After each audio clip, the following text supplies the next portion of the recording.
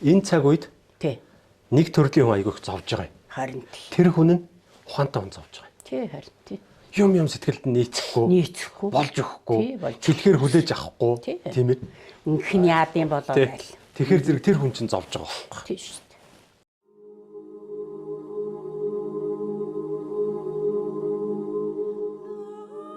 Намайг Нэвсрэн гэдэг Орхон цогцлбор сургуулийн Монгол хэл уран зохиолын багш. Бидний үйл ажиллагаа бас нэг өөр нэг нэгнээсээ ялгаа биш. Монголын тамирчин таарсан марсан ингээл телевизээр ярьж сонсчод одоо харчлаа. Би нөлөө Москвадаас гарч ирсэн. Москва жоохон тийм байхад хүний хэрэг биш шүү дээ. Морог төрөг хэрэг 1970 онд миний аав хийсэн юм. Тэгэл хоош. Ингээл нэг 9 орн байсан. Манай нэвтрүүлгийг хүлээж авч үзсэн.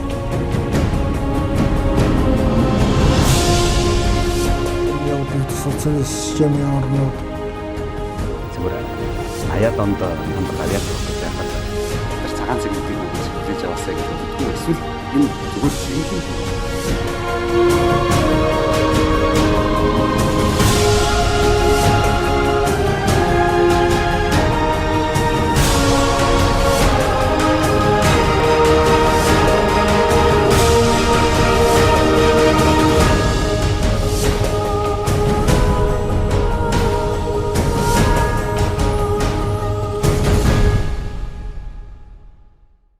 Сайн байцгаана үзэгчдээ та бүхэнд орой минь төргий. Эрдэнэ телевизийн уран бүтээлчдээс үзэгч та бүхэндээ зориулан бэлтгэж хүргэдэг Сэтгэлээ нэй. Чин сэтгэлийн ярилцлагын энэ удаагийн дугаар эхэлж байна. Тэгэхээр энэ удаагийн дугаард оролцохоор бидний урилгыг хүлээн авч манай студид хүрэлцэн ирсэн эрхэм хүндтэй нэгэн зочныг үзэгч та бүхэндээ танилцуулъя. Булган аймгийн Тишиг сумын угуул, Орхон аймгийн Баян-Өндөр сумын Харьяат, Монгол улсын гавьяат багш Санжийн Цэнтсүрэн. Сайн байна уу та? Сайн байна уу? За, сайн явж гин үү? Сайн явж байна. Сайн явж гин үү гэдгийг нөгөө Эрдэнэ тех гэж сайн явж гин нөхөр хүмүүс гайхах баг. Улаанбаатараас зорж ирсэн болоо. Улаанбаатараас зорж ирсэн. Улаанбаатарт очиод 2 жил амьдраад тэгээд одоо ирээд Эрдэнэттэй хөрөлцөж ирээд хүмүүст Эрдэнэтийнхэнтэйгээ уулзаа сайхан байна. Эрдэнэт бол таны баг одоо унган нутаг шахуу болсон байд тээ. Би 1974 онд Булган аймгийн Эрдэнэт хороо байхад Эрдэнэт хорооны 8 жилийн сургуулийн захирлаар сургууль байгуулагдаад захирлаар нь томилогдож ирсэн. Тэгээ одоо 74 он сургуулийн захирлаар томилогдож ирээд 24 он болохоор одоо 50 жил болж байна. Тэгээд анхны сургуулийн захирал Эрдэнэт хот зөвхөн өстой нэг шавар устай зууралдаад жинхэнэ одоо бүтээн байгуулалтын их суурин тавигдаад бас хэцүү байсан шүү дээ. Анхны үед чи ер нь бүх орон сууцуд байхгүй, сургууль гээд одоо бид чинь говьлд 8 жилийн сургууль байгуулагдаад л ерөөсө Барак Вашингийн чинь ганцхан нэг 15 хоногийн дотор сургуулийн ямар ангиуд байх ёстой юм бэ гээл зураглал гаргаад дорн юу яагаад 9 сарын 1-нд хичээлээ эхэлж ирсэн.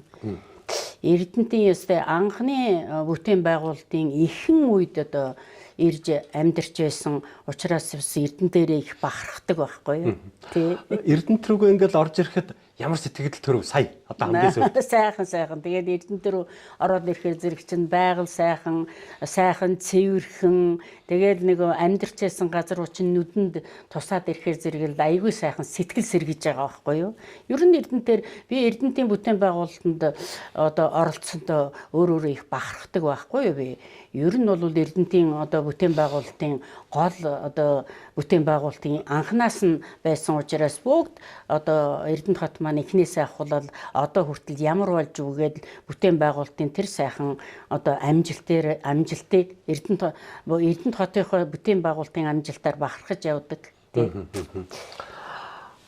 Одоо өнөөдөр бол Эрдэнэт хот чинь 20 гаруй сургуультай. Тий. За бас нэг хувь хувьсгалын нийлсэн 30 гаруй цэцэрлэгтэй тийм ээ. Ийм болж. 50 жилийн өмнө та хэдийн сурагчтай сургуулийн захирал байсан юм? За тэгээд Эрдэнэт хорооны анхны 8 жилийн сургууль байгуулагдахад би сургуулийн захирлаар нь би Цэнтсүрэн би томилогдоод хичээлийн эрхлэгчээр Жамбал багш томилогдож хоёулаа Булган аймгийн намын хороо захиргаа бид хоёрыг хичээлийн эрх захирлаар томилж Эрдэнэт хорооны сургуулийн захирлаар томилогдож ирээд тэгэл хүүхдүүд маань тэр үед чинь бол цэргийн анги, говьл, тосгоноор бол цөөн төөний айлууд байсан. Тэгээд нийтдээ ямар ч гэсэн хичээл эхлэхэд нэг 224 хүүхэдтэй. Тэгээд 16 багштай, за нэг 5 6 ажилчинтай ингээд хичээлийнхээ шинэ жилийг 9 сарын 1-нд нээж байсан та. Их сайхан бахархалтай байсан шинэ нэмийг байгуулна гэдэг чинь бас хэцүү шүү дээ. Ерөөсөө хуучин сургууль дээр очиод сургуулийн захирал хийх, шинээр сургууль бий болгоод бас тэр бүх бүтэц бүрэлдэхүүнийг бий болгож ажиллана гэдэг бас их хүнд бөгөөд яг уу би Булган аймагт 1-р 10 жилийн сургуульд хүмүүжлийн эрхлэгч хийж агаад бас нэг жил удирдах ажил хийж агаад ирсэн болохтой зэрэг бас зохион байгуулах тийм хэлбэрээрээ бас сургуулиа зохих төвшөнд байлгах тийм чадварыг эзэмшихийн төлөө бие дайчилж тэгээд бид нар манай сургуулийг байгуулахад Оросын 16 дугаар сургууль гэж одоогийн Орос сургууль байна. Тэр 16 дугаар сургуульч Оросын анхны сургууль байсан. Орос хүүхдүүдийн сургууль. Тэгээ тэр сургуулийн захирлын настай хүн байсан. Тэрнээсээ л асууна. Тэгэл тэр захирлаас асуугаад яах вэ хүү ямар байна уу гэдэл тэгээд тэр хүнээсээ бас зөвлөгөө авч ажиллаж исэн та бас ч хүнээс суралцах гэдэг бас чадвар надад байжээ гэж бас өөрийгөө үнэлдэг байхгүй юу. Тэргүй өөрөө бантагнуулаад явсан бол бас явдалтай шүү дээ тэр чи тийм ээ болсон болоогүй юм хийгээд явна гэдэг. Тэр туршлагатай хүн байж хахад би тэрнээс мэдхийн төлөөнөө одоо суралцахын төлөөнөө заалгаж ингэж хүнээс юм сурч мэднэ гэдэг бол хамгийн гайхамшиг байхгүй юу. Одоогийн Орос сургууль гэдэг маань таны одоо тэр 16 дугаар сургууль чи одоо 1-р микрт байгаа сургууль мөн үү? Тий, мөн. 2 Орос сургууль байлаа шүү дээ тий. Тий, 2 сургуулиас. Одоогийн 8 жилийн сургуульд чинь 8 жилийн сургуулийн байр 8 жилийн 8 дугаар сургуульд чинь Орос сургууль бас байсан. 19 дугаар сургууль тий. Тэгээд 16 19 дугаар сургууль гээд 2 сургууль. Тэгээ манайх 1-р сургууль.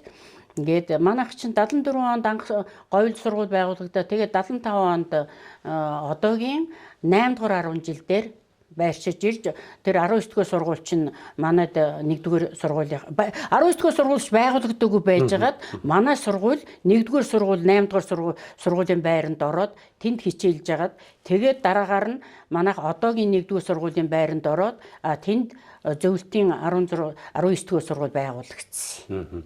Таны анхны тэр сургуульд одоо байр сав гэж юу байх юм? Анхны сургууль чинь ерөөсөө говьлд байгаа барак байшингууд биш үү? Тэр барак байшингуудыг чинь ерөөсөө 1 2 3 4 ингээл бага ангиутай тэгэл 5 6 7 8 гээд 8 жилийн сургууль өрөөнүүд гаргаад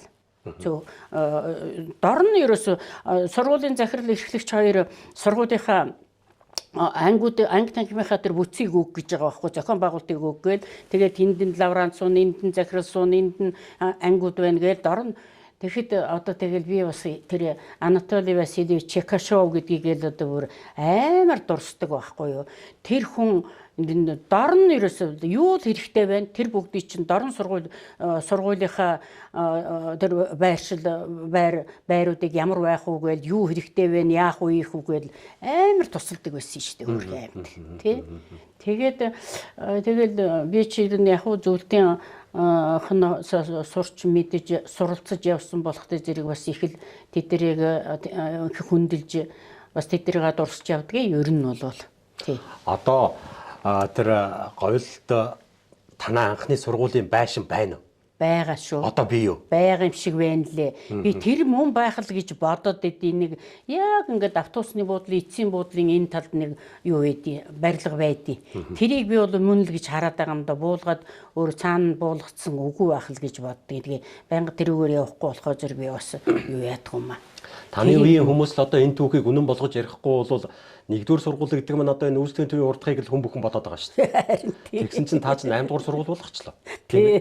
Бүр говьл руу явуулаад өглөө. Тийм шүү дээ. Анхны сургууль ч ерөөсөө Эрдэнэт хорооны 8 жилийн дунд сургууль гэдэг чинь говьлд байгуулагдаад тэгэл 75 онд одоогийн 8 дугаар 10 жилийн сургуульд тэнд нь ороод тэгээд нөхдүүд маань Оросууд олон болоод хүүхдүүд олон болоод ирэхдээ зэрэг манайхыгаа 78 онд тэр 1-р сургуулийн барилгыг ашиглалтанд оруулаад тэгээд тэнд зөвлөлтийн 19-р сургууль байгуулсан байхгүй юу.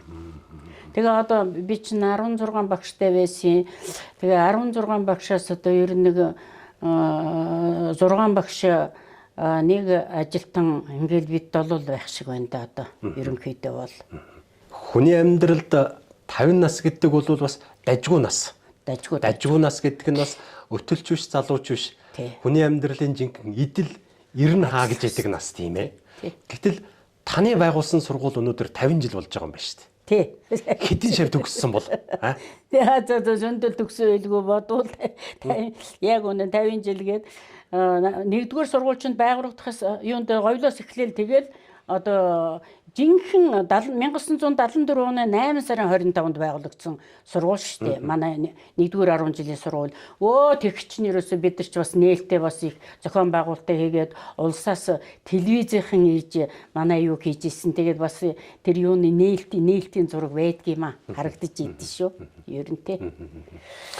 За анхны бүрэлдэхүүнээс та нэг 7-8 улаа байна гэн. Тэр нөхдөө нэг дурсаач. За одоо бол сургуулийн захирлаар нь би ирсэн. Тэгээд манай гэр бүлийн хүн математикийн багшаар ирсэн. За одоо юуны дуу хөгжмийн багш гээд Могшоо багш байгаа. Дуу хөгжмийн багшаар ажиллаж исэн. За багангийн багш Пүрүүжүү Бадарч гээд багш байна. Тэгээд хин уран бэлэг гээд манай юуны сургуулийн хувцас үлгөгч буюу тэгээд ажилтан гэсэн нэртэй одоо уран бэлэг гээд байдгийг ингээд бид хэдэл одоо байна да. 10 хэдэ.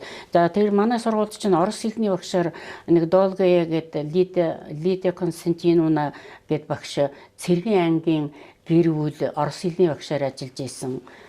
Тэгээд бусд нь бол ер нь манай Монгол орос хэлний багш л тийм хүн байсан. Тэрнээс бус нь манай одоо монголчууд л байсан л та.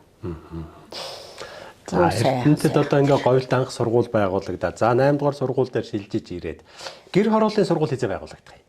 Энэ чинь 1-р 10 жилийн сургууль дээр бид нар чинь дараагаар нь 1978 онд 1-р сургууль юунд онд 78 онд ороход бол ороод тэр үед ер нь тэгэл яг хэдэн онд байгуулагдсаныгаа мэдэхгүй байна. 1-р сургуулийн дараагаар хорооллын цэцэрлэгүүд гээд гэр цэцэрлэг эдэр чинь байгуулагдаад 78 онд яг ороход 4-р сургуулийн ингээд 1-р 10 жилийн сургууль дотор чинь 4-р сургууль гэж байгуулчихсан.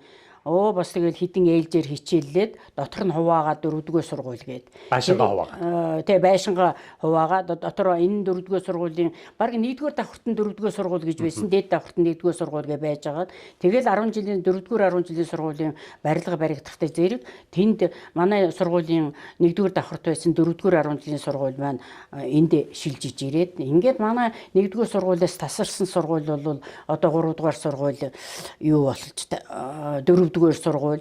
Тэгээд 1-р манай сургууль наашаага 75 онд 8-р 10 жилийн байранд ороход тэнд юунд маань байранд маань 2-р сургууль гэж байгуулагдсан. Тий, 2-р сургууль гэж байгуулагдаад. Тэгээд л одоо боловсролын салбар маань өргөжөөд тэгээд хүн ам одоо ер нь жилд бол ерөөсөө эхний үед ямар ч гэсэн одоо ямар байдгийгс та мэдэхгүй 2000 хүүхдэл сургуульд ордог байсан шүү дээ. Жилд л 2000. 1-р ангид уу? 1-р ангид. Тий. 2000 хүүхэд тэг чинь ерөөсөө зүгээр бөөнөрөө ирж сууршиж ихсэн юм чи ер нь.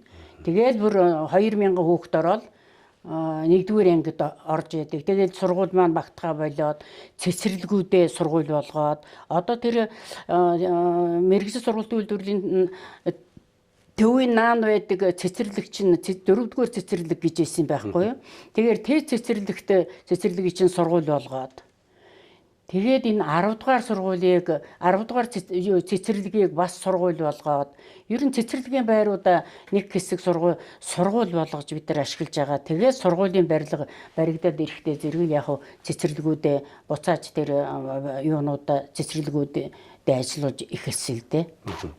Та яг ямар мэргэжлийн багш юм? Би биологийн багш. Биологийн багш юм. Би биологийн багш. Би чинь ийм штэ.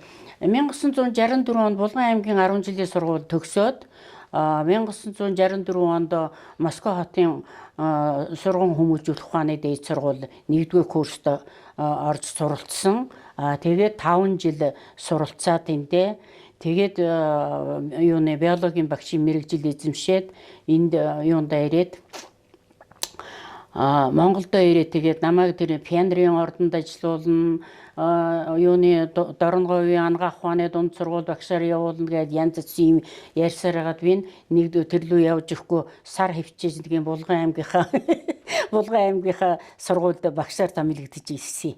Тэгээ Булган аймагта ер нь яг тэ багшлах дадлага байхгүй юм чинь ер нь 5 жил ажиллаад 5 жил ажиллаад тэгээд 5 жил ажилласан юм уу 4 жил ажиллаад тэгээд нэг жилийн юуны хүмүүжлийн эрхлэгч хийгээд тэгээд байж итэл намайг нөгөө энэ чинь дандаа Оросууд ирэх учраас бас гадаад хэлний мэдлэгтэй энд сургуулийн захирлаар томилно гэд тэгээд манай намаа хороо захиргаа надыг наашин захирлаар томилж ирүүлсэн.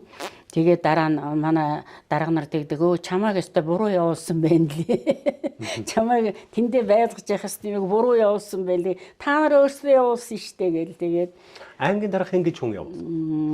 Хиний аймгийн дарга хэн бэсэ гөлгөөгөө байлуу хин байлаа байж.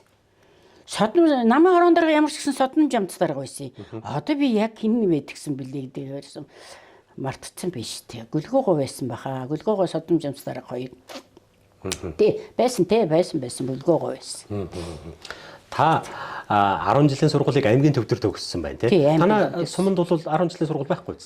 Байхгүй. Бага сургууль бол сумандаа юу? Бага сургуулиа сумандаа төгсөөд 7 жилийн Хотог өндөр төгсөөд тэгээд 10 жилээ Булгандаа төгссөн.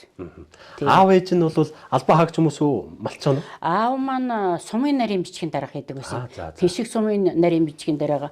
Бол манайх чинь одоо манай ээж аав хоёр чинь 10 хүүхэд төрүүлсэн. Ээж ч яг одоо тэгэл хүүхдээ төрүүлэл хүүхдээ л өсгөл ажилтай. Тэгэд аав маань бас янз бүрийн ажил хийгээл хөрх юмтэн хүүхдүүдээ бас өсгөж хүмүүжүүлэх ажилд нэлийн олуулаа болохоор бас сүний амьдралд бас их нөлөөтэй. Энэ олон хүүхдүүдэд дүүнэр асрах юмсан, дүүнэртэй тус болох юмсан гэсэн айгүй их сэтгэл олон хүүхдтэй айлын хүүхд бүгд тийм байдаг байх гэж би боддгийн штэ. Ер нь дүүнэртэй дэмжлэг болох талаас л одоо сурч хүмүүжнэ гэдэг тийм одоо бодолтой явдаг. Та хэд итгэх нь? Би хоёр дахь нь. Бараг том шахав юм. Тий, хамгийн миний дээр нэг ах вэ. Одоо би эхээс аруула одоо 9үлээ байгаа. Ээж маань ээжтэйгээ аруулаа байсан. Ээж маань 96 хүрээд 2 жилийн өмнө нас орсон. Тэгээд манайхан бас гайгүй урт настай манай ээжийн тал бол ерөнхийдөө тий. Та бол одоо нөгөө нэг ээжийн оронд ээж болж байгаа хүн байна шүү дээ. Одоо бол тий шүү дээ. Дүүнэртэй бол тий. Дүүнэртэй бас дүүнэрээ харж хандж энэ юу лээгээд ахмад нь болохоор зэрэг бас нөлөө болохыг хичээж л явж байгаа. Ганцдаг үг хэлэхгүй бол болохгүй шүү дээ. Тийм шүү дээ тий. Дүүнэр ер нь ямар мэргэжил эзэмшээд хаагур шүү амьдарч яах юм? За дүүнэр маань хамгийн том ах маань бол юуны Алтан булгийн техникум төгсөөд малын эмч болсон. Малын эмчээр ажиллаж байгаа тэтгэвртэй гарсан. За дараа нь би миний дараа чи Нэгтлэн бодох болсон. Тэрний дараа ч маань юунд дүү маань яг 4-р анги төгсөө тэгээд нэг бие муутай байж байгаа. Тэгээд янз бүрийн хар бор ажил хийгээд тэрний дараач дүү маань эрхүүд юуны эрхүүгийн их сургуулийг төгссөн. Химийн инженерээр. За тэрний дараач дүү маань Одесст цэргийн дээд сургууль төгссөн. За тэрний дараач дүү маань юунд Хялгантын ойн техникум төгссөн. За тэгээд дараачийн дүү маань юуны ангаахын дунд сургууль бага эмчийн анги төгссөн. За тэрний дараачийн хүүхэд маань юу төгссөн. Нэг дүү маань юунд Сэлэнг аймагт нэг техник мэргэжлийн сургууль төгссөн юм байгаа. Хамгийн бага дүү маань биеийн тамирын дээд сургууль төгссөн. Тэгээд гайгүй шүү бүгдээрээ бас ажил мэргэжилтэй. Тэгээд бас аав маань янз бүрийн ажил төрөл хийгээд бас хүүхдүүдээ сургуульд явна. Би хамгийн эхлээд ах бит хоёр сургуульд явж исэн чинь дөрөвдүгээр ангид хүүхдүүдийг хөдөө сургууль цаашаа 5 сурна хөдөө явна гэж хуваарилдаг байсан шээ дөрөвдүгээр ангид. За. Тэгээд би хоёулаа очил за өнөөдөр хуваар гарна хуваараа хараад ирээгээл очисон чинь ахын маань хөдөө гэд бичиж. Тэгэл ахтайгаа хоёулаа зогсож хагаад "Гү та нэг хин хөдөө гар" гэсэн. Ингээл нөгөөдгийгөө тэглээ. Тэгсэн чинь нөгөөх нь айгүй дурамчхан зогсож байгаа. Тэгээд юу гэж хөдөө гарч идэв. Хоёулаа сургуульд явна гэд хоёулаа ахтайгаа тэгээд хантаан дунд сургуульд очисон гэж. Хантаан дунд сургуульд очиж 5 дугаар анги төгсөөд тэгээд бидний 6 дараах жил хотгийн 7 жилийн сургууль байгуулагдаад. Тэгээ хотгийн 7 жилийн хоёулаа төгсөөд би энэ тэгээд булганы 10 жил тойрлогдоод ах маань Алтан булгийн техникумд явсан. Тэгээ сургуулиа би ч яг ер нь надад бол бас нэг би өөрийгөө хөгжүүлсэн өөрийгөө бас ингээд боловсрол эзэмшиж ажиллах ийм боломж нөхцөл одоо хүмүүстэй ажиллах энэ үйл ажиллагаа өөрийгөө одоо ингэж хөгжүүлсэн нь бол юунаас шалтгаалсан гэхээр зэрэг би 7 дугаар ангид байхдаа юуны бүх ард түмний спартакиад гэж болдог байсан юм. За тий. Тэгээ бүх ард түмний спартакиадад хөнгөн атлетикаар холын гүйлтийн тэмцээнд улсад очиж орж байгаа байхгүй юу? За аймагасаа нөө? Аймагасаа хотгийн сургуулиас шалгараад аймагтаа ирж шалгараад улсын сургуульд очиж орж юу улсын тэр спартакиадад уралдаанд ороод тэгээд тэр спортоор бас нэлээд хичээлсэн байхгүй юу би. Тэгээд хөнгөн атлетикээр явж байгаа. Тэгээд дараагаар нь гар бөмбөгөөр яваад тэгээд би өөрийгөө боддیں۔ Ер нь нэг спортын чиглэлээр энэ спортоор явсан хүний оюун ухаан бас нэлээд тэлж хөгжих, төвчээртэй, юмд суралцах, одоо хүлээцтэй ийм байдлаар спорт хүний хүмүүжүүлд юм байна дэ гэж би бас өөрөөрөө бахархаж явдаг байхгүй юу. Тэгээд тэр байтугай би юунд Москвад очиод багшин дээд сургуулийнхаа юуны гар бөмбөгийн команданд тоглож исэн штэ сургуулийнхаа.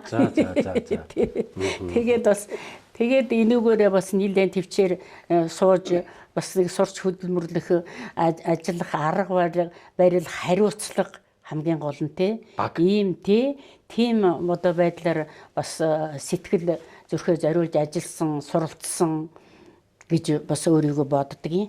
Ер нь бол олон хүүхэдтэй айлын хүүхдүүд одоо зарим хүмүүс энэ үгийг мэдгэл баг.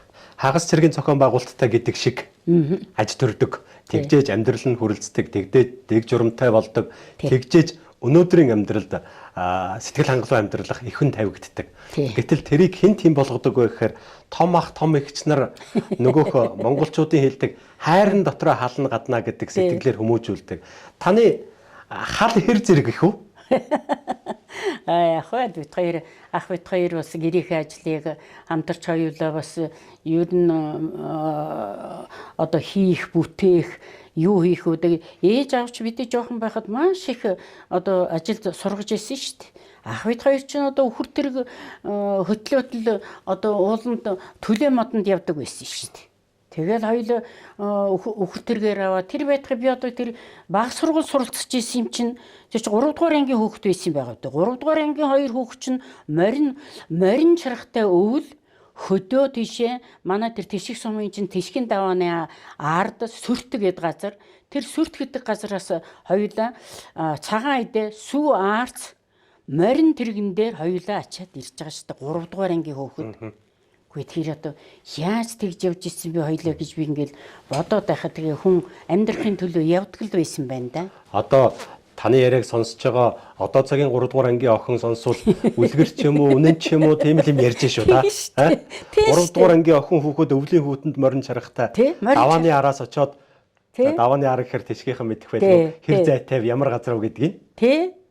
Тэгээд очиод 25 км бүр 30-аад км-с тэр чинь бүр цаашаа сүрт гэдэг байхгүй өвөл байхгүй. Тэгээд наан юу гэж ийдгийг яг тишгийн давааны ардталд чулуун гэдэг газар байдгийг. Тэр чулуун гэдэг газарын ингээд нөгөө голын юу талдаа их голгоор ихтэй шүү дээ манай тишг чинь.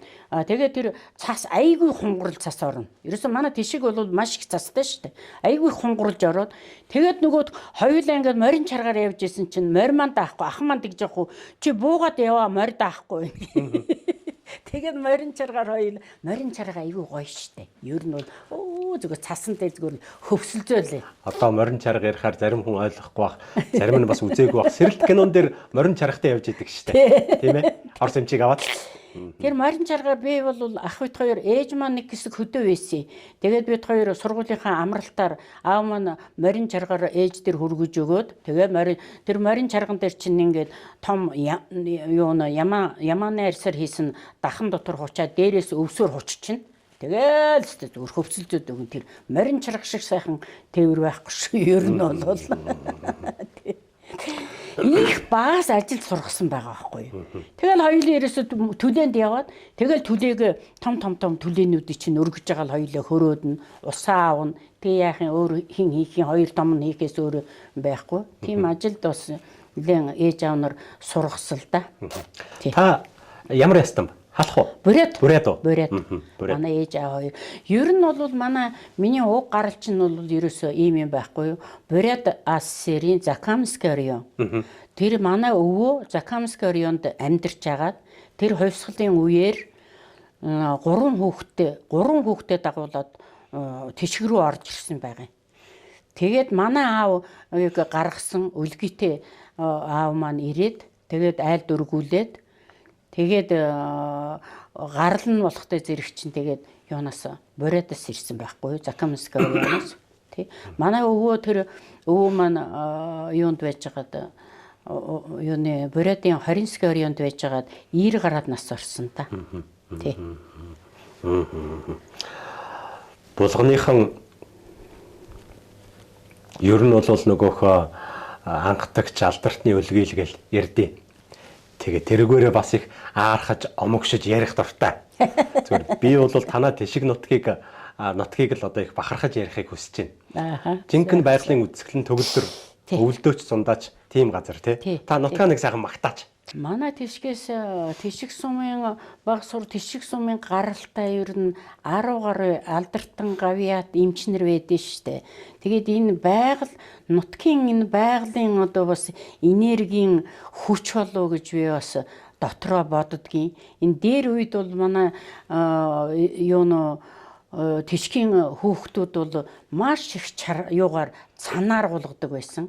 Тэгэл хөдөөний хүүхдүүд чинь нөгөө сургууль таалагдахгүй болохоор зүрхч оргож харьдаг гэдэг асуудал байсан.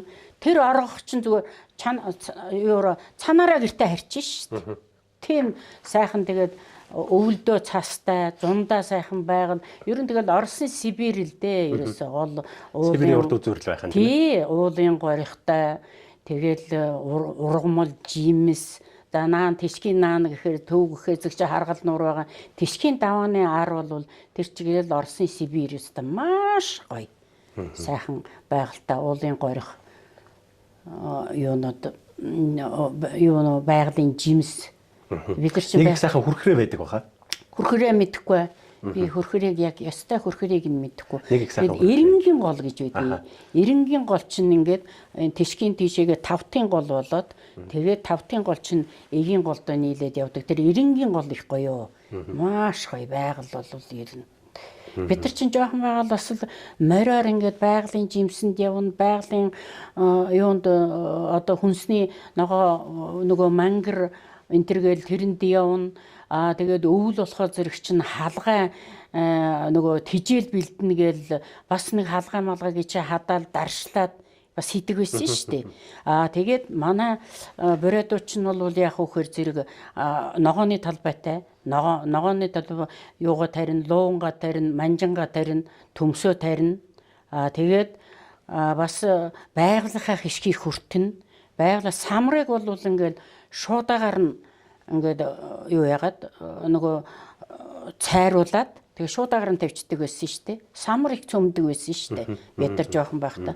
Тэгэл хэрэм энэ төр гэл ангийн махыг чинь идэн хэрэмнүүдийн чинь ингээд бүтнээр нь бид нар чинь жоохон байхад тэгэл ороо болохоо чинь хөдөө чинь юу дээр үе чинь бол дандаа ороо хоолой хийдэг байсан болохоор нөгөө орооны хоолыг хүлээж чадахгүй унтах гад байдаг.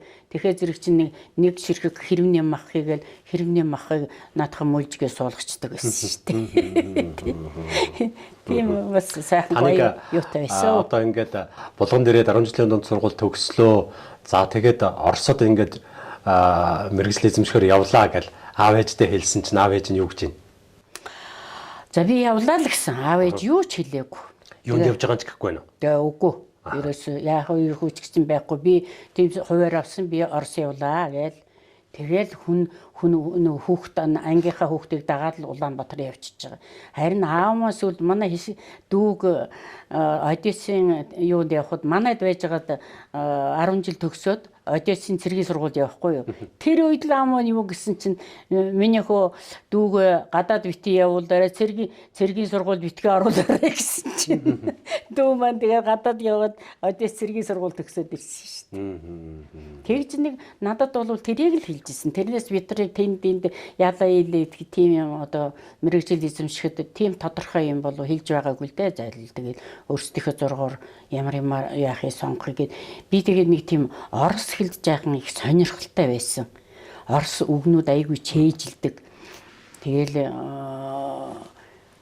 би нэг Орос хэлийг их сонирхоод байх шиг л байдагсан. Тэгээд тэр юугаар чиглэлээрээ би хашаа гадаад явсан болов гэж боддөө шүү дээ. Яг та бол ээж аавынхаа тун хитгэл найдварыг хүлээсэн л охин байж л дээ. Тийм учраас за энэ бол олцохгүй дээ.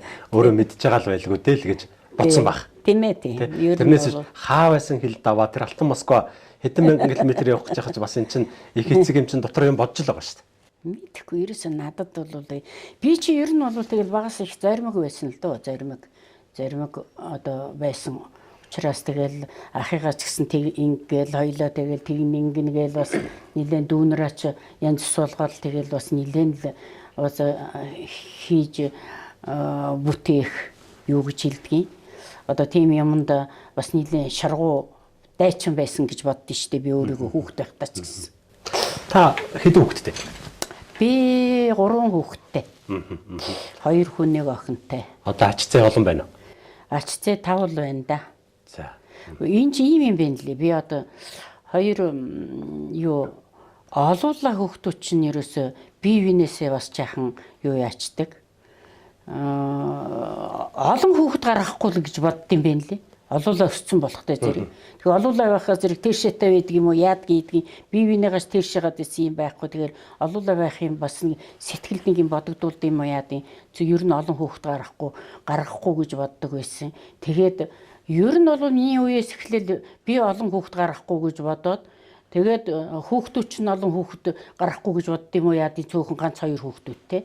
Тэгээ би тэгээ олон хүүхэдтэй байх нь чухал юм байна гэж одоо л бодож байгаа. Өглөөд ирэхэд олон хүүхэд айгүй хэрэгтэй. Би тэгээд бас нөгөө удирдах ажил хийжсэн болохсоо зэрэг тэр болгон жирэмсэн болол яваад элтэж шүү дээ. Бас тэгээд ач зээ бодвол ганц нэг гар дээрээ харсан л байлгүй. Харсан хулангаа өсгсөн шүү дээ би чи. Тэ хулангаа өсгсөн. Ер нь хаяа аавыгаа санах юм уу? Санаа шүү. Санаа. Аавыгаа бол би ерөөсөө өөрөө юу гэж боддгоо хөө зэрэг би нэг зүүдэлсэн байхгүй юу? Ингээл нэг овоон дээр гарцсан нэг юм өргөх гээл байгаа юм шиг. Тэгсэн чинь аав чи яах гээд байгаа цэнцэр би өргөчил дээ гэд. Тэгээ би аав маань намайг харж авдаг гэж бодож явдсан шүү дээ. Аав маань намайг одоо авч явандаа гэж боддог байхгүй. Тэгэхэд аягүй сони юм байна лээ бас намайг нэг хүнд үзүүлсэн чинь юу яасан байсан шүү дээ. Энэ манай нэг юм таньдаг хүн байгаа та нэг үзээд өгөөч гэсэн чинь хаанхын хүн юм гэсэн чинь Монголынх гэж хэлсэн гэж байгаа.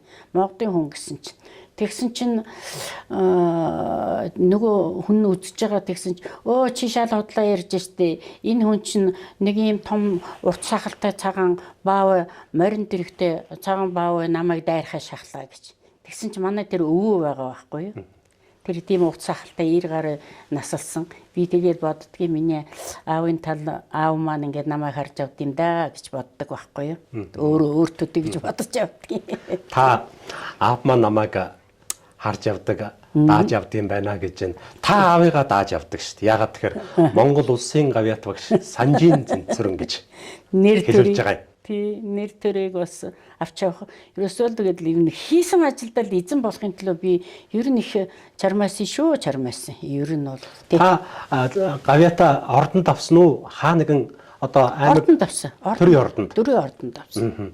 Тэгээд тэнд зарлиг уншаад л те. Тий. Орхон аймгийн ингээд Тий. Санжийн цэнцэрэн Монгол улсын гавьяат багш цолоор гэл хэлүүлэхэд ямар санагддığım бэ? Оо сайхан тийч сайхан санагдаж. Гоё штэ бас нэр төртэй ажиллана гэдэг л их ирмэлзэлтэй л хийсэн ажлаа бол хийсэн шиг хийнэ гэсэн тийм зүтгэлээр хандаж явсан болохтой зэрэг бас тэгээд бас нэг айхтар шагнал урамшил бодоод байхгүй ч гэсэн тэгээд ажиллаж явсан учраас бас тэгээд тийм шагнал өгөхөж бас баярлалгүй яах вэ тэгээд сайхан эцэг ихийнхээ нэр төрийг одоо ингээд дуудуулаад явж яах гэдэг шиг сайхан юм хаана байх вэ гэж бодож исэн. Тэгээд боддог. Ер нь бол хийсэн ажлаа хийсэн шиг хийх юмсан гэд боддог гэж та хоёр түрүү ярилцлагын ихэнд таны үүсгэн байгуулсан сургуулийн 50 жилийн болж байгаа юм байна гэж. Та сургууль байгуулалцаад ингэснээс хойш манай Эрдэнэт хот Орхон аймгийн боловсролын салбарыг ер нь нэг хэсэг элбэн тохинуулсан. тий. Нөгөө аймгийн захиргаан дээр тэр үед байдаг байсан боловсролын Хариуцсан төшмөл. Тий. За өмнө нь юу ч үлээ нэг өөр нэртэй тий. Боловсрол хариуцсан төшмөл болоод боловсрол төвийн захирал болоод тэгээ би чинь ингээд боловсролынхаа салбараар явсаар хагаад боловсрол төвийн захирал хийж байгаа. Тэгээд одоо би чинь нөгөө хоёр ардын нам арчилсан нам гарч ирэхэд намайг темсийн захирлаар тавьсан. Тэгээд дараа нь ардын нам гарч ирээд намайг боловсрол төвийнхөө захирлыг хий гэсэн чинь яг би одоо нэгэнтэй л ажил тодорхой эрхэлсэн ажилтай учраас энэ ажлынхаа үр дүнгээр л одоо бас ажиллаа хий гэсэн бас ер нь бол би ингэж өөрөө боддог штеп аливаа ажлыг эрхлэхэд бол дагнсан ганц төрлийн ажил хийгээд байх биш ер нь олон төрлийн ажил хийхэд бол хүн улам л одоо хөгждөг юм байна лээ. Тэрийг би юугаар хэлдэг вөхөө зэрэг би 86-аас 87 онд хевсний үйлдвэрт ажилласан. Тэгэл тэр үйлдвэр гэдэг чинь хаашаа байд юм бэ гээл шаал ондоо бол ухаарад ирж байгаа байхгүй. Та тэнд хевсний үйлдвэрт юу хийж байгаа? Намын хорон дарга хийж ирсэн. Хевсний үйлдвэрийн хевсний үйлдвэр. Би таныг нэг сургуулаас халиад гинт хайчив гэж бодохгүй. Би чинь сургуулиас нэгдүгээр сургуулийн захирлаар ажиллаж байгаад намын дээд сургууль гэж хэлсэн хуучин. Намын дээд сургууль 2 жил сурсан.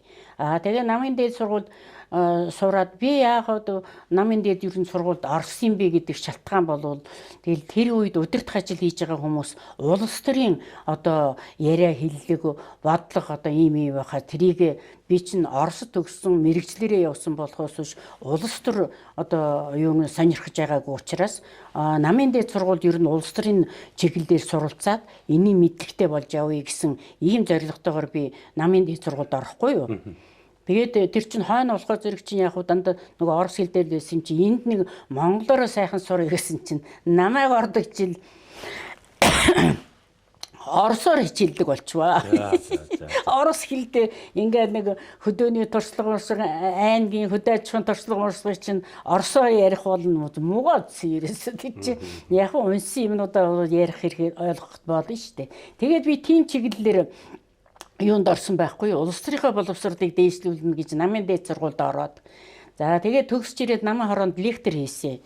Аймгийнхаа намын хороонд лектор хийгээд лекторээр ажиллаж байгаа. Тэгээд яг нэгэнд намын ажил хийж исэн учраас хевсний үйлдвэрийн намын хороонд даргаар ажиллуулна гэхээр тгий нэг томилсолдоо би ч одоо тийш очиж гээгүй тэгэл за яг тэгээ хийгээд үзье гэж бодоод тэгээд очсон би тэндээс их юм сурсаа ер нь. Тэр ажилчтай ажиллах, тэр цех юунуудын одоо тэр үйлдвэр гэдгийг чинь бол хевсээ яаж хийдгийг гэдэг бүх юмнуудыг чинь бас тэнд мэдэж явахад хүний хөдөлмөр гэдэг чинь ямар их үр дүнтэй юу хийдгийг яадгийг гэдэг чинь ганцхан сургалт сурах чи тэрийг сур энийг сур гэж яах тэгээд тэр юм бүтээн байгуулалтан дээр очих чинь шал ондоо юм байна л би тэндээс бас их юм сурч мэдсэн гэж боддог. Тэгээд хевсний үйлдвэрийн намын хорон даргаасаа боловсролын тэнд нэг жил ажиллачаад би тэгээд сүлдээ бодож лээсэн та за ингээд би бол яг тууштай үйлдвэрийн хүн биш учраас яг тууштай биш юм байна гэж тэгсэн чинь намайг боловсролын хилцээний даргаар тавина гэхээр зэрэгөө тгийгээд ухан зүггүй яа баярлаад тэгээд боловсролын хилцээний дарга болсон. Тэгээд боловсролын хилцээний дараагаар сонирхолтой сайхан тэгээд бид чинь юун захиргаанд байх чинь уралдаан тэмцээн явуулаад манай боловсролын хилтэс бас тэр захиргаанаас шалгаруулсан уралдаанд нь төрүүдэл Хөвсгөл аймаг, Архангай аймаг гээд бид нар юугаар туршлага судлахаар амруулахаар тэгж явж исэн шүү дээ бид нар манай боловсролын хилтэс гээд. Тэгээд бас их тэгээд тэрэнд ингээд манайхыг танаа хилтэс шалгарсан байна. Тэгээд та нар Өвсгөл аймаг яваад газар үзээд амралтаар яваад Архангай яваад ирэхэд өө би их ажилдаа явахгүй гээд явахгүй хоцорч байгаа шүү дээ. Тийм ажлын хинээтэй байсан байгаа үз. Эрдэнэтийн хэвсний үйлдвэр тэгээд энэ олон сургуулиуд гэдэг гэхээр танд маш олон хүн хамт олон байсан байж таараа. Тийм шүү. Гэхдээ эндээс хоёулаа бүр жижигхнэр нь боловсролын хилцээний хамт ажиллаж исэн тэр баг хамт олон дотроос ч бүр нэг санаанд нийцдэг тийм нэг сайхан боловсон хүчингүүдийн тухайд урсаач та. За яг хөө би бол боловсролын хилтэст ажиллаж байхад тэгэл хаанаас юу яах вэ их өгөөд нэг байнгын өөрсдийнхөө яг ирсэн хүмүүс ирээд боловсролын хилтэст орно гэд бүх ажиллаж байгаа сургуулиуд ажиллаж байгаа багш нар чинь тэндэл ажиллаж байгаа. За миний харьяанд бол Пэрэнлээ багш гээд ажиллаж байсан, Бямбодарж багш ажиллаж байсан, Даш Томдог ажиллаж байсан, Төвшин Баяр гээд багш маань ажиллаж байсан. Одоо тэгээд байхгүй юм да бүгдээрээ Наран Чимэг гээд нэлийн боловсралтай түүхийн багш тэр 3 дугаар сургуулийн захирал хийж байсан. Тэр Наран Чимэг их сүрхий. Одоо энэ юунд ажиллаж байгаа 7 дугаар сургуульд ажиллаж байгаа Баяраа байсан математикийн багш. Ингээд би боловсролын хилтэст ажиллаж байгаад боловсролын хилтэст цонхогдоод хилтэс маань цомгтолд ороод төшмөл болоод тэгээд төшмөлөөсөө боловсрол төвд очоод боловсрол төвд очиход би ямар бодлоготой байсан гэхээр энэ боловсрол төвийн арга зүйчид гэдэг боловсролоо мэддэг ер нь цааш нь бол би удирдах ажил сургуулийн захирлуудаар томилох тийм арга зүйчдийг эндээ бэлдэнэ гэдэг зорилгоор олон хүмүүсийг авч арга зүйчээр ажиллаж исэн. Ер нь тэгээ намайг бас ч бол одыг дандаа эрэгтэйчүүдийг авч ажиллаулдаг гээд манай чинь Гүнчинсүрэн арга зүйч байсан, Хүрэлбаатар арга зүйч, Дашдомдог арга зүйч, Батэрдэн арга зүйч, Баасай арга зүйч эрэгтэй олон Батэрдэн байна, бас 8 дугаар сургуулийн захирал байсан. За тэгээ цэцэрлэгийн эрхлэгч Цэцэгмаа маань цэцэрлэг хариуцсан байцаагчаар байсан. За тэгээ ингээд арга зүйчтэй бүгдийг би тэгээд удирдах ажилдаар дэвшүүлж тавьсан шүү дээ. Тэгээд одоо энэ хүн маань юу вэ удирдах цаашаа чадахгүй юу гэд. Ер нь бол тийм боловсон хүчнүүд сургуулийн захирлууд буюу сургуулийн захирлууд удирдах ажилтнуудыг бэлтгэж боловсруулж одоо дэвшүүлж ажиллах гэсэн тийм бодлого байсан надад ер нь бол. Тийм ч учраас бас энэ сургуулиудаа бас нэг аваад явчих сайн хүмүүсийг юу яах юмсан гэд. Би нэг Хүрэлбаатарыг манад ирэхэрэн зэрэг за энийг бол ер нь хялгантын сургуулийн захирлаар тавьчих болох юм байна да. За энийг бол улаан толгойн сургуульд захирлаар тавьчих учраас гэд улаан толгойн сургуульд хуваарлахгүй юу? Тэгсэн чинь үгүй багшаа би хялгант явна. Үгүй хялгантыг чи мэднэ. Улаан толгойд очиж. Тэгээ улаан толгойн захирлаар ажилласан шүү дээ Хүрэлбаатарыг. Гэх мэтлэнгээр ер нь тэгэл чадвартай багш нарыгаа удирдах чадах сургуулийн хамт олныг авч явах тийм л удирдах ажилтнуудыг л бэлтгэх чиглэлээр бас ер нь их шахалт үзүүлж одоо өөрөөр хэлэх юм бол илтгэл 50, туршлагаа тайлангаа 50, туршлагаа үзүүл, тодорхой нэг туршлагыг бий болгоод тэрийгэ сурталчил гэдэг ийм чиглэлээр одоо удирдах ажилтнуудыг бас нэлийн одоо юу гэх юм дайчилж гэх юм уу, шахалж гिचэлэх юм уу, тийм байдлаар бол ажиллаж байсан. Тий. Та бол одоо тэгэл ер нь багшийн мэрэгжил эзэмссэн болохоос биш ер нь удирдах ажлыг л одоо бүх амьдралынхаа турш хийсэн хүн байна шүү дээ. Тий, тэгсэн. Яг самбарын өмнө хэдэн жил зогссон бэ? Самбарын өмнө 4 жил зогссон бэ. Эхний 4 жил л. Эхний 4 жил. Эхний 4 жил самбарын өмнө зогсон.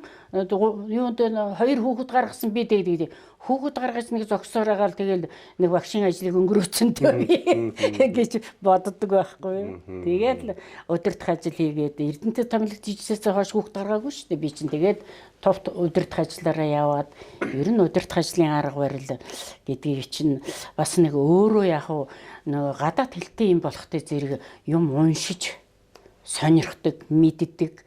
Тэгээд сургалтанд суралцсан. Бид одоо Москвад бол би нэг 3-4 удаа юу явсан байхаа. Сургалтанд хамрагдаж явсан. Тэг боловсрол төв, боловсролын хилтэс центр байхдаа тэгэл тэндээс чи их юм мэдээж сурч одоо яаж би энэ Орос манай энэ Эрдэнэт хотод Орос сургууль байсны гавья бас маш их шүү. Ердөө багш нарыг бол ерөөсөө тэр Орос сургууль дээр очиод үзээд үзүүлэн таниулах юу хийдэг вэ нөө яаж нэг тэрнээс нь суралцаа дээр тэрэн дээр хичээл дээр нь очсон өөрийнхөө хичээл дээр суулга авчраа суулга гэж багш нарыг нэгдүгээр сургууль байхад бол маш их дайчилж ажиллаж байсан. За тэгээд юунд байхдаа боловсрол төвийн захирлаар ажиллаж байхдаа арга зүйчдийг ерөөсөө нэг хотын нэгдсэн одоо биологийн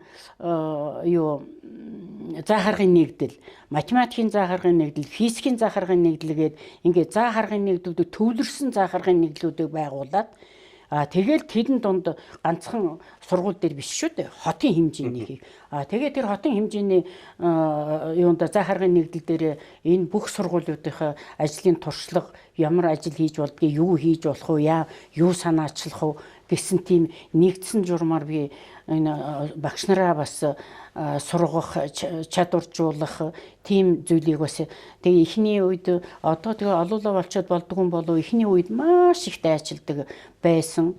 Тэгээд би одоо багш нарынхаа хичээл дээр боловсролын хилцээний дарга багш нарынхаа хичээл төвийн захирал хичээл дээр нь очиж суун зөвлөгөө өгнө юу болж ийнүг вэ ингээд хичээл юм хүн ер нь тэгэл яг бодит амьдрал дээр нь очиж ижил зааж сургана болохоос тэнд байгаа багш тийм сайн гэхий чинь би өөрөө очиж сууж ижил сайн юм уу гэдгийг мэдэрч хэлнэ болохоос хүний амар ярихгүй шүү дээ. Тэгээ тийм байдлаар би багш нарынхаа хичээл дээр маш их суудаг байсан. Тэгээ юунуудыг бас би тэрийг бодоод байд энэ одоо н орчин үеийн сургуулийн захирлуудын удирдах ажилтнууд нэг юм байхад болдгоо болов гэж одоо би 3 дугаар сургууль дээр очиод энэ хийвэ болж гин үгүй юу хаасна үсттэй тий 3 дугаар сургууль дээр очиод би тэгсэн чинь амар муугар монгол хэлний хичээлээр хүүхдүүдийг муу гаргаад байхгүй яг түн ийм олон хүүхд муу гард юм бэ тэр муу хүүхдүүдээ бүгдийн тэр монгол хэлээр муу гарсан хүүхдүүдийг нэг ангид оруулах гээд тэгээд нэг ангид оруулаад бүгдийг юу яагаад би багш байсан бол гэсэн билүү би багш байсан бол гэдэг юу бичсэн байхад нөгөө юу бичүүлэхгүй юу эссе бичүүлэхгүй юу. Тэгээ би багш байсан бол ямар хүн яах байсан гэдгийг бичүүлсэн чинь айгүй гой юмнууд бичиж ирсэн байхгүй. Тэгээд би монгол хэлний багшаас үгүй та нар одоо чамайг би намайг авчираад ингэж чээж бичүүлэхэд би алдсан штэ. Ийм сайхан сэтгэж байгаа бичиж байгаа хүүхдийг муу гаргаж ингэж хүний гутрааж явах ямар шаардлага байна та нар. Гэхдээ тэгэл хэмжээнд нь сургаад л тэр муу 7 алдсан бол одоо 7 алдсан байна гэж тэр 50 дөнгөний 50-аад муу тавьж явах шаардлага юу вэ? Энэ дээр нь энтэй нь ажиллах хэрэгтэй юм байна. Ийм юм дээр алдаж байгаа юм байна гэж та нар ажиллана болохоос муу тавьчил хүүхдүүдийг ингэж явах ямар шаардлагатай. Гэдэг ингээд бас яваад үзээд ингээд байхаас ч амьдрал дээр юу болоод байгаа юм бэ гэдгийг чинь мэдрэгддэг байхгүй юу? Тэгж би энэ 3 дугаар сургууль дээр очисон чинь тэр хүүхдүүдийн ямар сайхан сэтгэлээр бичсэн эссе бичсэн гэж бодож чинь тэрийг. Тэгээд нэг энэ 5 дугаар сургууль дээр очиод нэг хичээл дээр суугаа бас муу сурдаг хүүхдтэй анги байсан юм аашин. Тэгээ очиж суусан чинь чи энэ наад энэ хүүхд ямар хүүхд ямар дүнтэй үед ингээл муу хүүхд надад заахгүй. Тэгээд муу гарцаг хүүхдийг за миний хүү гараа самбар дээр бичтээ юу гэж бичих юм за чи нэг би тэгж бичгэлөө юу гэж хэллээ дээ. Тэгсэн чинь нөгөөдөг чинь Росо ямар ч үг мэдэхгүй. Тэгэл А, Б, В, Г, Д, Ж гэд ингэ бичээд байгаа байхгүй. Тэгээ энэ яг нуус сурдаг гэж наадах ч ерөөсө даалгавар хийдэггүй юм гэж. Гэхдээ тэгээд үтер чинь өсгөө мэдэхгүй уншиж мэдэхгүй хүн чи юун даалгавар хийх юм бэ? Юу гэж байгаа 8 дугаар ангийн хүүхд байсан шүү дээ. Чи бодоод үзтээ. Амар харамсдаг байхгүй юу чи.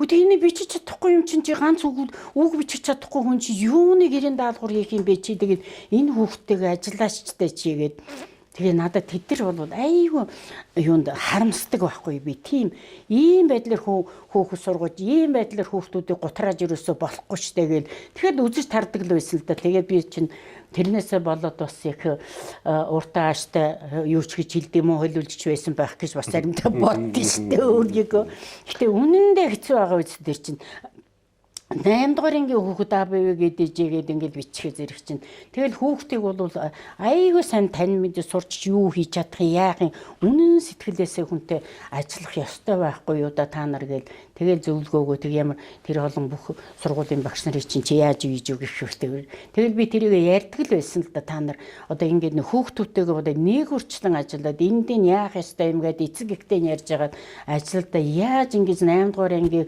А Б В гээд ээжгээд ганц ч үг мэдэхгүй хүүхд төгсч идэв би харамсалтай байж тэгэл нэр үнэн сэтгэл өвдөжсэн шүү дээ тэгэхэд би тийм айхдаг тэгж өстой болсон.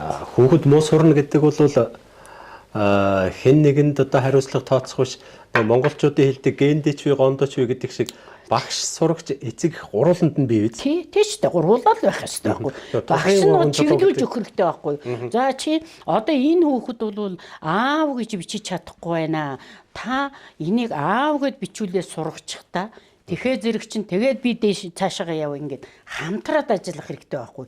Тэр хүүхэд юу ч мэдэхгүй хүүхэд байж тэгтээ ямар таа ч гэсэн нэг аав ээж гэдэг нэг бичиг мэдрэл муутай хүүхэд яг хөө мэдрэлийн доголд согогтой байж болно л да тийм ээ. Тэгтээ бол согогтой хүүхэд одоо би болж байгаа болохоос дээр үе согогтой хүүхэд ховор штэ гайгүй байсан штэ. Ер нь бол сурахад бол айхтар тэгээд сонирхолгүй тэгээд сонирхлыг төрүүлж чадахгүй болохоор яаж хүүхэд сурах юм ер нь. Тэгэхээр зэрэг багшийн үйл ажиллагаа бол чиглүүлэх багш бол чиглүүлэх үүрэгтэй учраас заавалчгүй тэр эцэг ихэд бол зааж сургаж ингээд хоёулаа ажиллая даа гэд ингэх юм бол явна штэ. Ер нь одоо Эрдэнэтийн боловсролын салбарын за 50 орчим жилийн түүхийг та ер нь мэдж байна. Ямар хуу хэмжээнд хүрээсэ гэдэг тийм эрмэлзэл зүгээр хувь хүн танд байв. Би ерөөсөө нэгдүгээр сургуульд ажиллаж байхдаа ерөөсөө бага ангийг л одоо ямар ч байлаа гэсэн хоцрогдлоггүй сурах гэсэн гоё бичүүлэх гэсэн. Бага ангийн нэгдүгээр сургуульд байхдаа би бага ангийн багш нартай маш их ажилладаг байсан. Маш гоё бичүүл, алдаагүй бичүүл, гоё бичүүлээ тэгэл дэвтэр засалт масалтыг чинь аяйгуу сайхан үзэж хараад багш нартай шаардлага тавиад нэгдүгээр сургууль бол нэгдүгээр юунд бага анги бол аяйгуу сайхан юу байсан шүү дээ. Ерөөсөө би бол боловсролын талаар нь боловсролын ажлыг сайжруулахад юу шаардлагатай вэ гэхээс ерөөсөө удирдах ажилтан чадвартай байх хэрэгтэй. Удирдах ажилтан багштайгаа ажиллах арга ухаан чадвартай байж ажил явна болохоос биш багш бол яг заадаг юм заана тэр ер нь сайн зааж гэнэ үү муу зааж гэнэ үү би ямар төвшөнд байна гэдгийг чинь өөрийгөө тодорхойлж чадахгүй байна штэ тэр чинь хэн тодорхойлох ёстой юм удирдах ажилтан тодорхойлох ёстой тийм учраас би тэр удирдах ажилтнуудыг чадваржуулж одоо нэг бол удирдлагын арга барилыг сайжруулах асуудал маш чухал гэж боддог юм би. Тэгээд би өөрөө ямар сандалд одоо тэгэл сургуулийн багш нарын сургуулийн захирал эрхлэгчүүд хичээл дээр суугаад багш нараа гаргаж ирээд багш нараа хөгжүүлээд байх хэрэгтэй байхгүй юу. Тэгэхэд би боловсролын хэлтсийн дарга очоод тэр сургууль дээр очоод багш нар дээр яг хөө би зүгээр үзэхийн тулд л явдаг л байсан л да. Ер нь энэ нөхдүүд ер нь яаж ажиллаж идэг юм бэ гэдэг чиглэлээр л очиж суугаад хин сайн хин муу юм гэдэг юмнуудыг бас ярьдаг л харуулдаг л ярьдаг л ингээд бас нэг удирдах ажилтнуудаа бас дарамт үзүүлж л байсан баг. Бодвол тийм. Удирдах ерөөсөө удирдлага сайн болгоод хариуцлагыг сайжруулад тэр багшийг хичнээн одоо тэгэл гадаад явууллаа, ажилууллаа, сургалаа, сургалтанд хамрууллаа. Тэрийг багш мэддэг. За энэ Батбаатар өнөөдөр бол өөрийгөө авч яваад ямар тач одоо сайн багш болно. Тэгээд сайн багшуудаа олшруулаад яваад байх чинь бол тэгээд тэр сургуулийн ажилчинд яваад өг шүү дээ. Сайхан. Нэг тийм л юм байгаасаа л гэж бодоход л одоо удирдлагын арга барилыг л эзэмшихгүй одоо тэгэл нэг яагаад энэ гэж бодвол тэгэл тийм дундхан байгаад идэм би. Тэрийг л нэг сайжруулчих юмсан л гэж бодоод идэв. Түрүүн та ярианда хэвсний үйлдвэрт 1 жил ажиллаад ажилчин хүмүүстэй ажиллах тэгээд тэднийг ойлгох тэд нар яаж хэвсээ хийдгийг тэр арга барил процессыг харсыг сайхан байсан гэж ярьж байна. Тий. Хүмүүс одоо нэг ингэж ярьдیں۔ Ажлыг нэг өнгөөр ялгаад хар бор ажил энэ төр гээд. Тэгээ тэр нь одоо ямар ажлыг хар ажил гэдэг юм би одоо сайн ойлгодгүй юм. Зүгээр хар ажил гэдэг нь миний хар бол нэг муу зүйл хийж байгаа хүнийг л одоо хар ажил хийж байгаа гэж би ойлгож байгаа юм. Та юу гэж боддог вэ? Гэхдээ манайхан бол ерөөсөө хар ажил гэж юу ярьж байгаа нөхөө зэрэг биеийн хүчний ажлыг л хар ажил гэж хэлээд байгаа байхгүй юу? Биеийн одоо гар хөдөлмөрөөрөө хийдэг ажил тийм чинь оюухан бас орж л байгаа шүү дээ. биеийн одоо биеэрээ хийдэг ажлыг хар ажил гэж байгаа болохоос биш хар ажил хийгээд байх юм байхгүй шүү дээ. Ямар ч ажлыг хийхдээ оюун ухаан зарцуулагдана шүү дээ. Би тэгэл одоо ингээд энэ дөрөвөөр явж байгаа л ингээд нэг имлэг ингээд ордог байхгүй би 2 дугаар имлэгээр орох чинь ерөөсөө юу яахгүй. Ингээд нэг яг ямар хэмжээнд байх ёстой юм бэ гэдэг хэмжээгээр цэвэрлэгээ хийгээд угаагаад хүнд харагдуулж чадахгүй байгаа байхгүй. Тэгэхээр зэрэг чинь яаж ийм нөхөө зэрэг тухайн ажлаа яаж л хийж чадж гэнэ үү тэр хийгээл хийцэн байвал энэ ямар сайхан цэвэрлэгч вэ гэд хэлээч. Тэр чинь хар ажил хийж байгаа хүн гэж хэлэх үү? Хэлэхгүй шүү дээ. Тэг биеийн хөдөлмөрөөрөө сайн ажиллах юм бол тэр ямар ч ажил үнэлэгдэнэ. Биеэрээ сайн ажил хийж чадахгүй альт мөлт байх юм бол тэгэл тэр бол ажил биш ёстой хар ажил гэдэг л тийм л хэмжээнд очно гэж би бодож байгаа. Тэрнээс биш хар ажил бор ажил гэж бол ер нь биеийн хүчний ажил гэдэг л хийж л байгааг л манайх тэгж яадаг баг. Тэгтээ тэр биеийн хүчний ажлыг яаж хийх вэ? Яаж эзэмших вэ гэдэг л арга технологиг суралцж ижил хийн шүү дээ. Тэ? Би бол тэгж боддгийн. Миний хувьд бол би яагаад энэ тухай асууж байгаа юм гэхээр зэрэг монголчууд амны бэлгээс аштын бэлэг гэдэг нэг сайхан үг ярьдаг. Тэгээд одоо монгол хүн монголоороо зөв цэвэр ярьж чадхаа байх цаг их ойрхон ирээд байна. Тийм болохоор л би одоо энэ хар ажил гэдэг үгэн дээр жишээ авчлаа. Тий. Та энэтэй ер нь санал нийлж байна уу? Монгол хүн монголоор одоо зөв цэвэр яруу тунгалаг сайхан ярьдаг байгаасаа гэдэг. Яруу тунгалаг ярьдаг байгаасаа гэдэг чинь бол бас болох юу нь л да хичээн л дээ. Тэгэл хичээл зүтгэлээр бол байж аж болно. Нийгмээрээ бас одоо монгол хэлдээ сайхан суралцах гэсэн одоо бас нэг тийм юм байхгүй бол зөвхөн би одоо сайхан монгол хэлээ сайн эзэмших сайхансан гэхээ зэрэг юу н монгол хэлийг эзэмшихэд тэгэл унших чадвар л хэрэгтэй л дээ. Номыг уншиж ижил хүн ном уншсан хүн бол хэллэг сайтай, ур чадвар сайтай, яриа хэллэг ёстой яруу тод болно. Уншихгүй бол яаж яруу тод хаанаасаа ямар үг олох юм? Би одоо юм уншихгүй ажил хийхгүй болол ирэхэд зэрэг чинь зарим хэлэх үг чинь байхгүй болчихж байгаа байхгүй.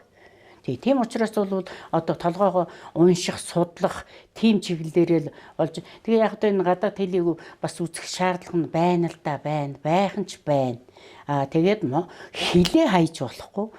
Тэр завсраар бас энэ монгол хэл ямар сайхан байх ёстой юм бэ гэдэг имийг л их дайчин одоо юу яаж одоо юу гэдгийг тийм л бас нэг урсгал явуулах шаардлагатай л гэж бодож байгаа юм би. Яг хэлээч сурна, монгол хэлээч сурна. Гэхдээ монгол хэлийг бас сайхан ёстой яруудад эзэмшихсэн, монголоор сайхан биччихсэн гэдэг үзлүүд байна. Тэрийг л одоо өшөө эрчимжүүлэх шаардлагатай л гэж боддог би ер нь. За гадаад хэлийг ч яаж болно, монгол хэлээч эрчимжүүлэх хэрэгтэй.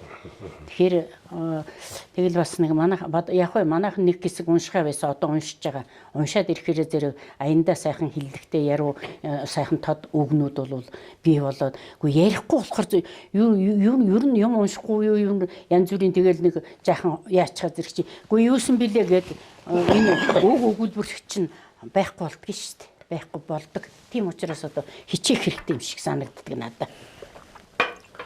Хүн төрөлхтний хөгжлийг манлайлахгүй ч гэсэн хоцрохгүй байхын тулд хэл сурах хэрэгтэй. Ойлгомжтой зүйл. Ойлгомжтой. Гэхдээ наадам цагаан сарын нийлээд нэг 6 өдөр Монгол дээл өмснөрөө монгол хүн болохгүй. Монгол хэлээрээ бас зөв сайхан ярьдаг байх нь зүүн хэрэг байх. Тэгээ одоо эх жилээс бол төрийн бодлогоор нөгөө хуучин бичгээрээ төрийн хэрэг хөтэлдэг болох нь. Тэгэхээр энийг ч гэсэн бас сурах хэрэгтэй байх. Зөв би бол боддог монгол хүмүүс яасыг ухаантай их холыг хардаг мундаг хүмүүс байгаа вэ гэж. Кирилл үсэг бол дандаа нар буруу дүгэр гэж нар буруу тойруулж хойш нь бичдэг. Нөгөөх огсчуулийн хэлдгээр уншихад үгүй гэж толгоос ихсэрдэг. Монгол бичиг бол дандаа нар зөв дүгэр гэж дээрээс нь доош нь уншихад тийм мэднэ тгий гэж хүлэн зөвшөөрсөн үйлдэл үзүүлж идэг ийм гэж ярьдаг. Тэгэхээр одоо монголчууд бол асар их нарийн ухаантай хүмүүс байж тээ. Ухаантай шүү. Ухаантай манай өвөг дээдс бол ерөөсөө бүх төрлийн юмд идэж уухаас өсвөлээд амьдрах тэр бүх төрлийн юмд бол аюу ухаантай. Ухаантай монголчууд бол Ер нь. Тэгээ монгол бичгийг бол одоо сурахаас өөр арга байхгүй. Монгол бичгээ сурд юм байна лээ. Би боловсролын хэлтсийн дарга байсан. Дарга байхад ингээл монгол бичиг ороод ирлээ. Би монгол бичиг мэддэггүй байсан. Тэгээ боловсролын энэ гадаа бичээстэй байгаа юм чи боловсролын хэлтсийн дарга уншиж чадахгүй болох чи яах юм бэ? Тэгээ сурд юм байна лээ. Оо гэртээ ирээл чанган дээр уншаал манай хөгшинт гэдэг чи ядахта аяархан уншаачтай гээл нөгөөдгөө чи уншаад л тэгж ингэж нэгэл чанга уншаал тэгээд монгол бичгээ сурт юм бэлээ уншиж чаддаг болд юм байна лээ. Тэгжээтэл намайг боловсролын хэлтсийн дарга болсон чинь англи хэл үзэл ирлээ. За англи хэлээ мэдэхгүй болохоо зэрэг чинь одоо би бас яг ганц хоёр англи хэл мэддэг байх хэрэгтэй гээл англи хэлний сургалтанд орд юм байна лээ бас. Тэгээд тэрийгээ бас ойлгодог мэддэг болдог юм байна лээ.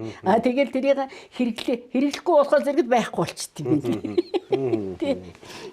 Тийм юм байна лээ шүү. Ер нь бол тэгээ хүн манайхан бас сураад гэвэл сурчдаг юм байна. Тэгээ манай монголчууд бол маш их авьяастай. Манай монголчуудын авьяас би одоо юугаар тэгж хараад байгаа вөхөө зэрэг энэ одоо нэвтрүүлэг явж штэ яг түн шиг. Тэр хүүхдийн юу явж гин хүүхдийг бас шалгаруулсан штэ сая юу дууны тэмцээнээр kids ямар юм бэ? Тэ boys тэр тэрүүгээр бол тэр хүүхдүүд ямар чадaltaй дуулж гин. Тэр яг түн шиг бол яаж энийг дуурайж чадж байна гэмээр яс. Манай монголчууд ерөөсө чадахгүй юм байхгүй шүү дээ. Хамгийн гол нь бид нар өөрсдөө хөгжүүлэх хэрэгтэй. Хөгжүүлж чадах юм бол бид нар юу ч хийж чадах юм бэ гэж би бодоод байгаа юм да. Тийм учраас ерөөсө бид нар одоо хүнээ л хөгжүүлэх шаардлагатай. Хүнээ хөгжүүлэх шаардлагатай.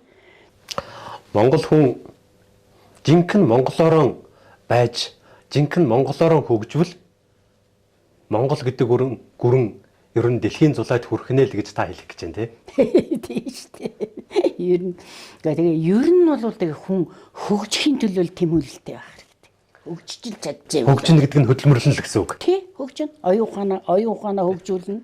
Тэгээ тэрнийхээ мөрөөр ажиллана, бүтээн, сэтгэн, бүтээн. Өөрийнхөө төлөө. Тий.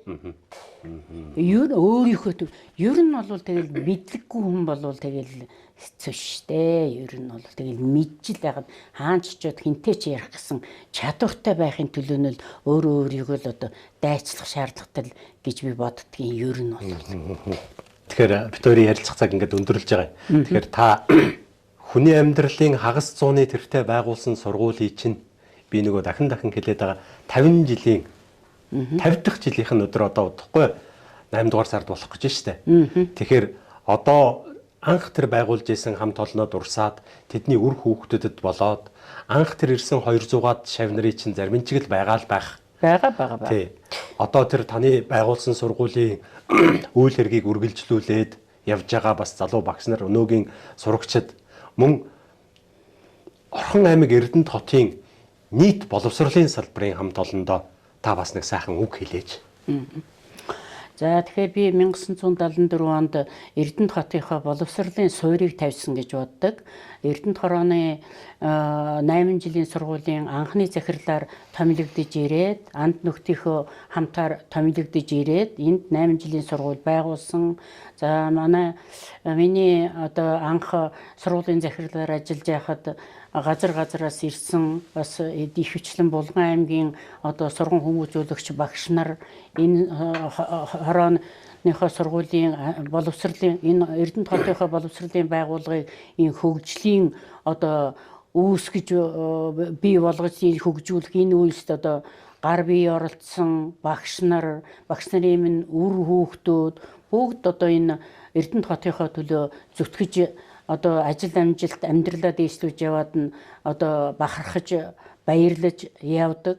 За 1-р 10 жилийн сургуулийг анх бид байгуулахад ер нь Эрдэнэт хотын бүтээн энэ 100-ны мандлаа Эрдэнэт хотын бүтээн байгуулалт гэдэг чинь ерөнхийдөө бол Орос Монголын одоо эв нэгдлийн ордон болтол нь одоо энэ Эрдэнэт хотыг хөгжүүлсэн гэж би боддог юм да.